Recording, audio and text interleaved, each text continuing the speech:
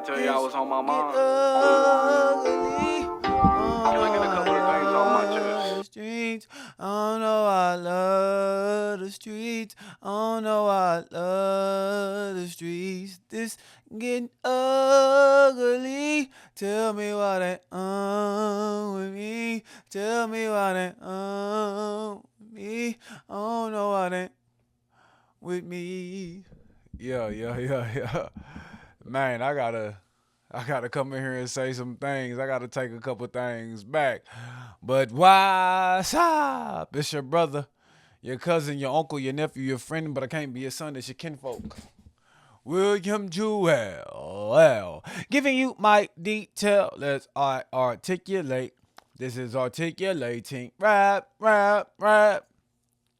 How y'all doing? If you haven't already, make sure you hit the subscribe button down below and turn all the notifications on so you can get all the new content, all the new posts when I make them. I just came here to articulate this thing we call hip hop from a telescopic and microscopic lens, far away and up close, giving you the details in real life time from the thoughts of your kinfolk William Jewell, whatever you want to call it. I'm okay with either name. But as you can see, I started off singing that Durk. As you hear, I started off singing that Durk, man, cause that Durk, I gotta do a callback to that review. I really gotta do a callback to that review. But I don't want to start there because I started with the Durk review on my last episode. I want to start with a theme, a constant theme that's always been in the headlines since last year. You know what I'm saying? Around the time I started this show, and that is Drake. And it's the Drake lawsuit, right? Because people, they act like they tired of hearing about Drake, or they're tired of hearing about the battle. They're tired of hearing about Kendrick Lamar, but at the same token, this is the news. And these guys are putting themselves on the news. They're putting themselves on the headlines. They're trying to control the narrative. And to be honest, Drake getting away with a lot of shit right now. Right? You know, I don't be trying to use a whole bunch of profanity. I don't have to curse or do all that to get my point across. I don't have to do all that.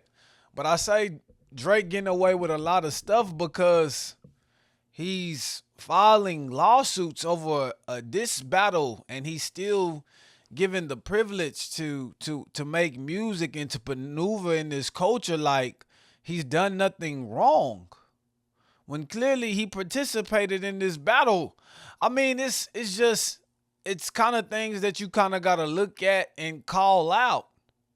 So at the end of the day, Drake being able to do that lets you know what type of advantage that he has. That lets you know how people see him in the lens they see him, and that lets you know like where hip hop is when it comes to morality, right? Or when it just comes to policing our own culture. And so, with that being said, the dude is trying to get these contracts. He's trying to get Kendrick Lamar's contracts. He's trying to get Dave Free's contract.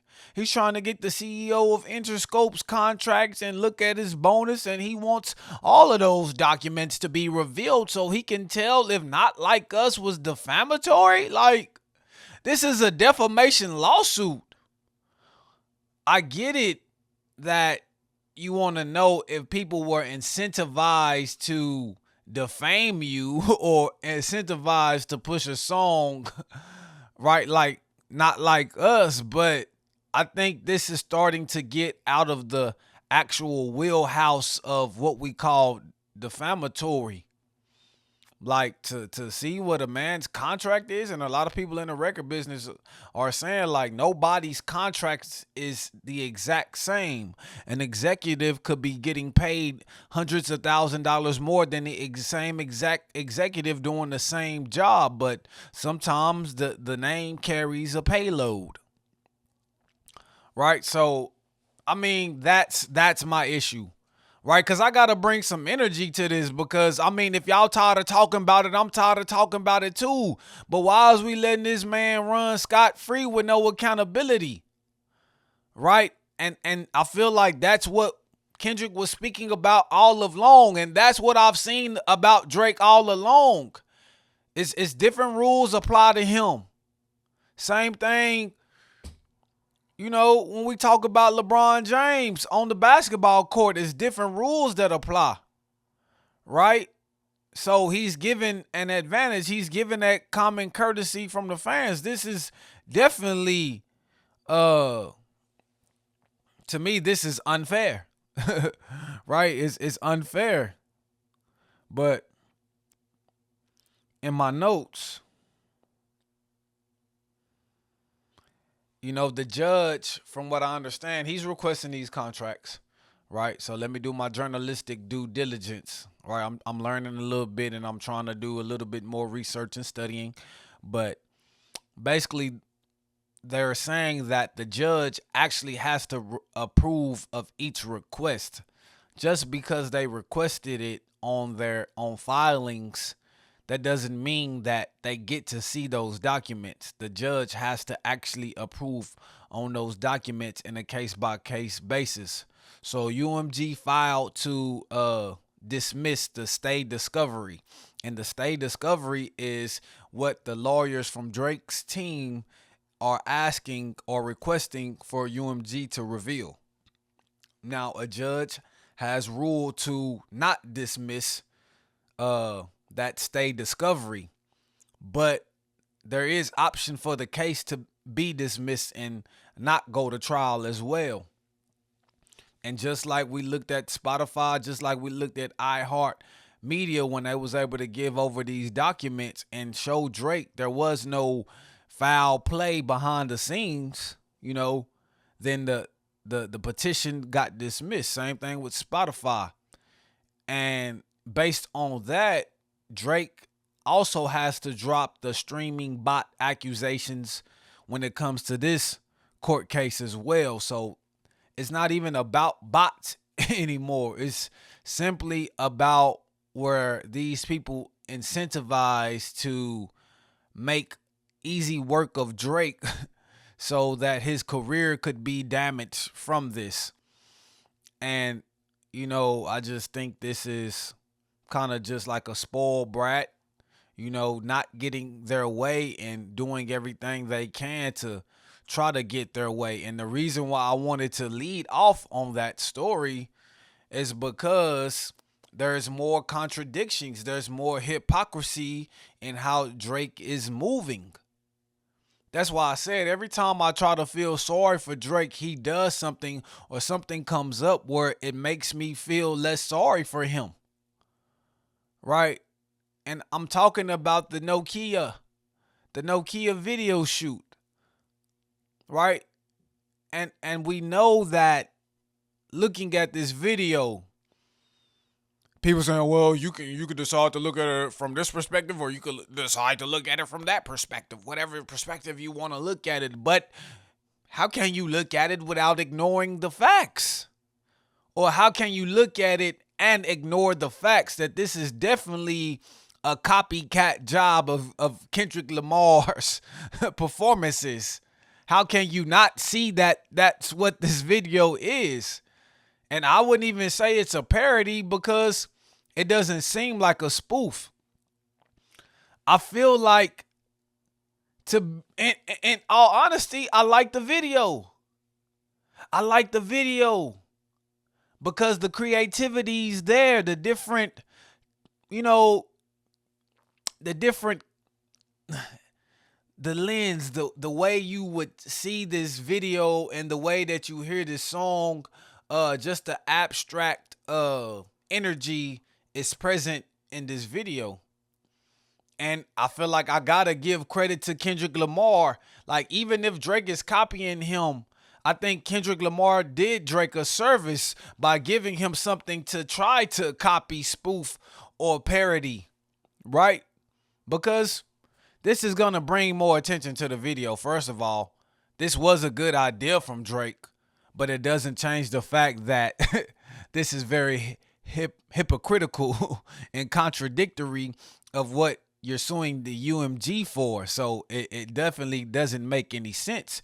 But as far as the numbers and the charts of Nokia, this is going to bring people to this video. This is going to make people want to listen to this song because the song is good, right? I said last week the song isn't good, but looking at the video, I feel like the video made the song better, right? It made it a little bit more enjoyable. And I like to say that Drake ain't going nowhere. I think a lot of people said Drake is in a casket or he's dead, he's in a pine box. Like, I think they was more so speaking on the Drake at his peak, at his pinnacle. That Drake is no more, but Drake with the ability to make music and continue to press on, he's still present. And he has a strong fan base. He did not lose his fan base. His fan base was behind him the whole time. Then you got Kendrick Lamar's fan base, and then you got everybody in between. So as long as he can convince those in-betweeners to jump on the bandwagon for a period of time, he's gonna be okay.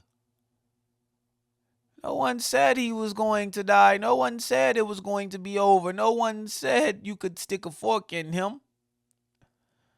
You know what I'm saying? I feel like Drake he's missing a chink from his armor. But I feel like him copying this video of Kendrick Lamar's Not Like Us, some of the Super Bowl performance, maybe even a little bit of Squabble Up, some of the choreography. Just this is a way that we never seen Drake before. So this is a more creative, perspective. And even though Drake might have been doing this to be petty, I think doing this, although we know he's copying, I think the creative approach was definitely a good one. People say that, oh, this is supposed to be colorful, this is dancing, this is supposed to be bright and jubilaic, this is supposed to be so many neons, so many 80s and 90s flavor theme type of. No, because a lot of music videos go against the grain of what the song is about. That's the artistry, that's the creativity.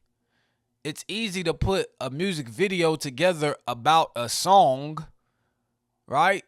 That's talking about a certain thing, because now all you got to do is follow the story of the song. But if you get outside of the song, you get outside that box and show people the different parameters outside their diameter, then it causes them to think a little bit more. And when we thought a little bit more, we saw a little bit more. And we saw a little bit more, we saw Kendrick Lamar's reflection in the Nokia video.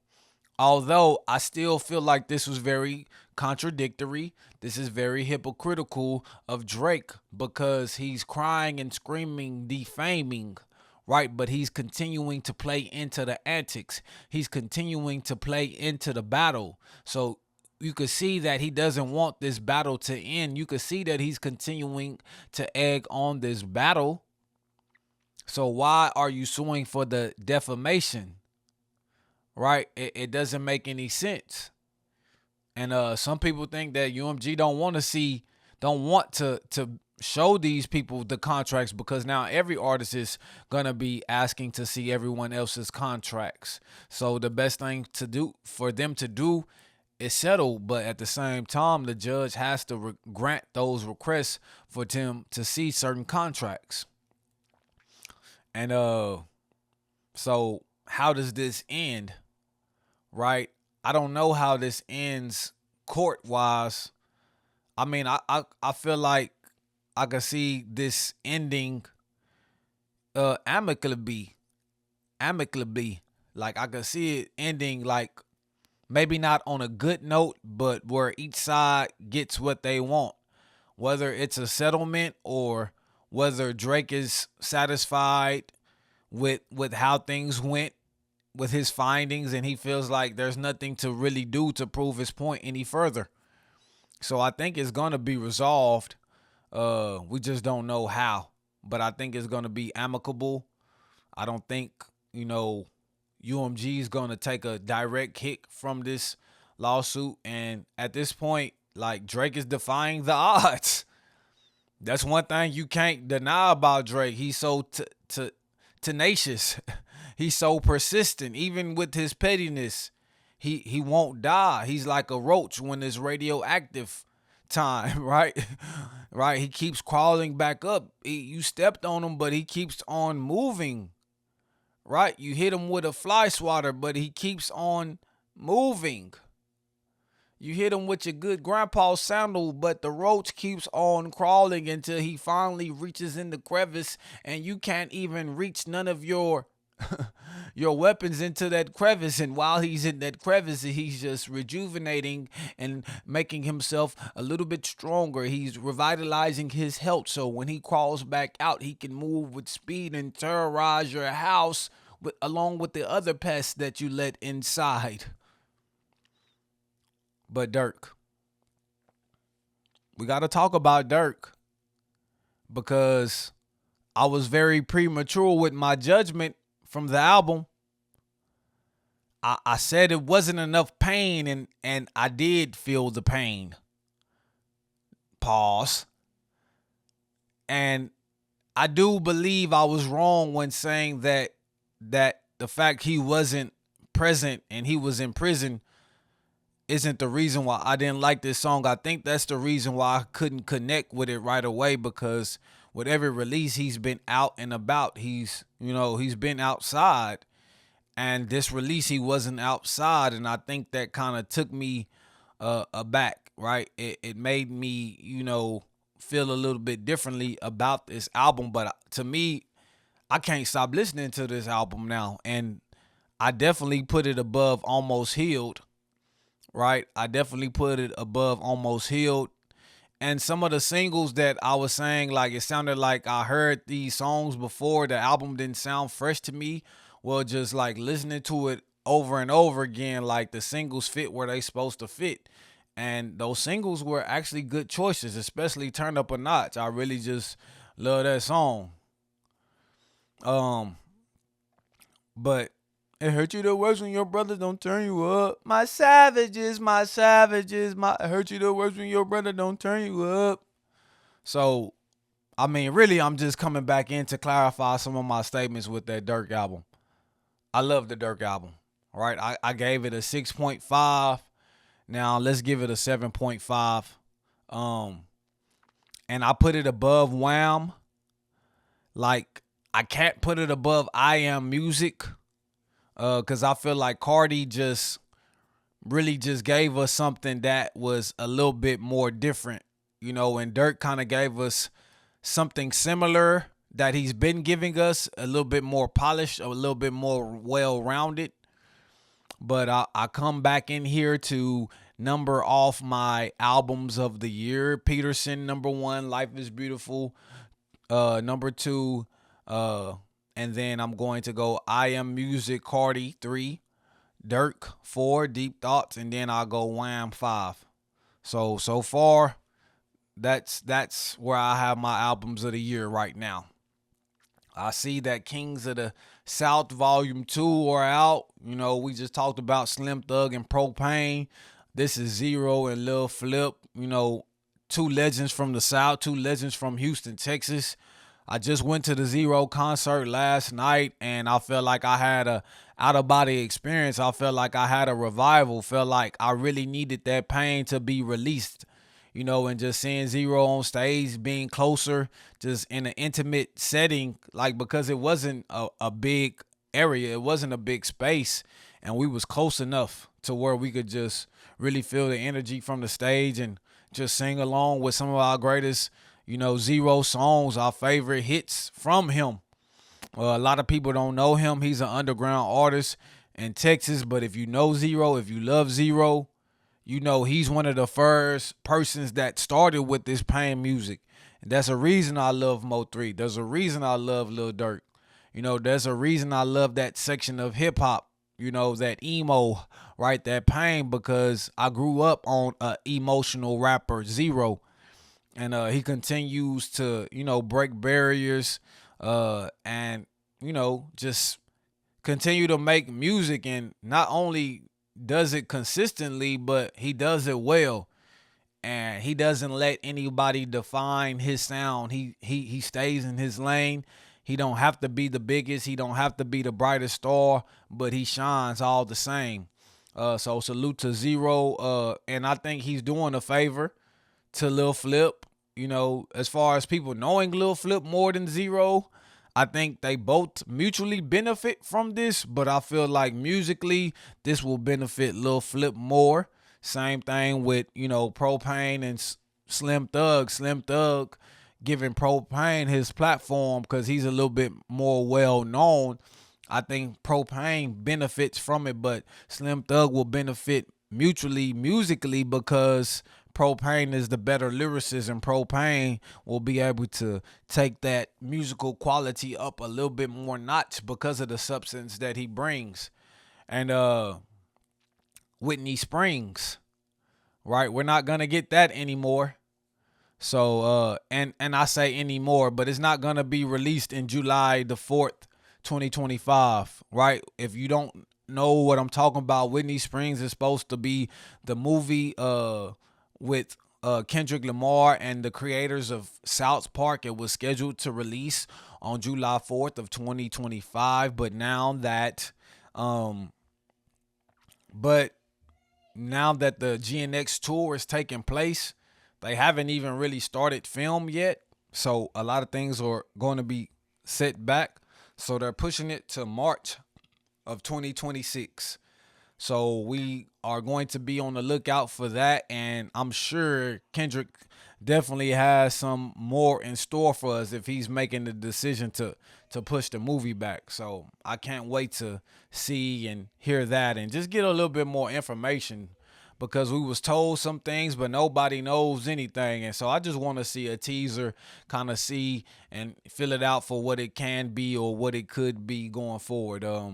But the GNX tour, me and the missus, we got tickets April 26th, Dallas, Texas, and the AT&T stadium. I heard 20 of 23 stadiums are sold out. 90% of the tickets are sold out. They're adding DJ Mustard to the mix. There was also a rumor that Doechii might be joining in on this concert as well. So, this is going to be a big thing, right? If you know anything about Kendrick Lamar and his performances, we know this is a big thing. And just people love the Super Bowl performance, but I believe it's going to be a little bit more intricate on stage for this GNX tour. And I can't wait for Amazon to produce a show so we can look at the show. I just can't wait to see it with my own eyes. But, when you see it from a production standpoint, you get to see some of the things that you might miss during the actual show because you jamming, right? You just singing along with them and just into the moment. So I want to see a little bit of both from both angles, and I'm sure that Kendrick will do that. I'm excited to see SZA as well. I love SZA. I love the records that she's done with the SOS. Although I didn't love the original SOS, I did love the deluxe. And I just like what she's doing musically regardless. Like, she's one of those R&B acts that's transcended that one genre. And she's just relatable. Although she's awkward, she's appealing. And although she's appealing, she is brilliant mentally. And, and I think TDE has kind of helped cultivate that for her. And salute to TDE, right? Because another one of TDE, a lot of people talk about Doechii, but people don't speak on Ray Vaughn like they need to speak about Ray Vaughn. Dollar Menu, right? Ray Vaughn is one of those ones. He's one of those up and coming guys that we kind of got to give credit to. We kind of got to lend a little bit credence to. We got to pay attention to what Ray Vaughn is doing, because Ray Vaughn is a great up and coming rising star. And we need to put some more attention to him. We need to put some more dollars into him. We just need to get some more eyes on him, because if he's given that leadway, if he's giving that respect or just those ears that he needs for everybody to tune in and hear what he has to say, and able to take on the challenges of creating and crafting something special just because of the singles he's put out. Like, these are album quality singles, so it's interesting to see or hear how he will put those singles together on an album or a mixtape. Like, Ray Vaughn is somebody that's really got my attention right now, and the energy behind Ray Vaughn, I feel like this is something that's going to carry on for this generation. Because we got the rappers that y'all always say y'all don't like these rappers. We got the mainstream rappers. We got the Playboy Cardis. We got the Babies. We got the Gunners. We got the Durks. Right? We got the Trap Boys. We got the Young Boys. Right? We got the YNs. But Ray Vaughn is no typical YN. He's not a young nigga. He's a young Negro. Right? So I feel like Ray Vaughn is definitely gonna give us something of substance, something colorful, something to challenge us mentally, and just something to where we can view him as someone on the rise. And salute to TDE as well, because the Sir Deluxe, the light, like the Sir Deluxe. I enjoyed the Sir Deluxe. I enjoyed Heavy, right? And then he got the light. So THE light. So I mean, TDE is really doing a thing. I feel like they took a play out of their own playbook on how SZA released the deluxe to SOS, and this is the same way that Sir is releasing his deluxe to Heavy. And I mean, goddamn, they're stable. Their roster, and even if you take Kendrick Lamar off their roster, like, I mean, they just got so many heavy hitters, and not just heavy with hits, heavy with substance, with content, with thought provoking conversations, right? So I believe TDE is the one of one record label that, you know, is going to be hard to resemble in the future. And I don't think really nobody's done it before, right? Because just the quality that they have on their roster, and the variation or the variety, I would say, that they have. So we got to continue to salute TDE, Top Dog, Punch.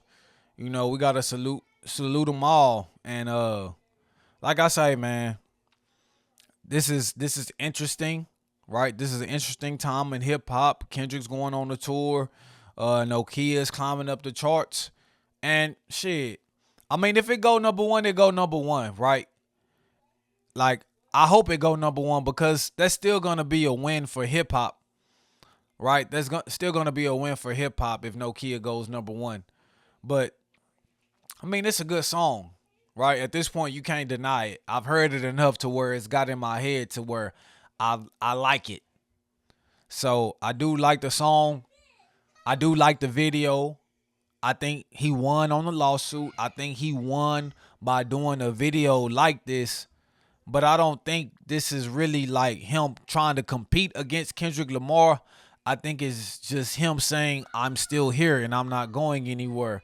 So unless you gonna have the consistency to keep going back and forth with me, my consistency, my persistence will outlast whatever impact you have with certain songs. So, you know what I'm saying? You can have one big punch, or you can have a million punches. It depends on which one is more effective, right? So, they say a knockout sometimes is better than like getting beat on by multiple punches and not like getting knocked out. So you got to put that in perspective. Kendrick knocked Drake out, but Drake is fighting with multiple punches. And so we got to see what type of damage that does in the long run for Kendrick Lamar. Right? But I think he can overcome. But if he doesn't, I still overcome, because it's your brother, your cousin, your uncle, your nephew, your friend, but I can't be your son. It's your kinfolk, William Jewell. Well, giving you my detail as I articulate. This is articulating rap, rap, rap.